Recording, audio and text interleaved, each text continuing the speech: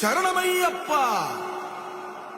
பள்ளி கட்டு சபரிமலைக்கு கல்லும் முள்ளும் காலுக்கு மெத்தை சுவாமிய சரணம் ஐயப்ப சரணம் అయ్యప్ప శరణం స్వామియ శరణం. మండల దీక్ష ముగిసింది, మాలకు అర్థం తెలిసింది, శబరికొండ పిలిచింది, మణికంఠుని చేరగ పదమంది.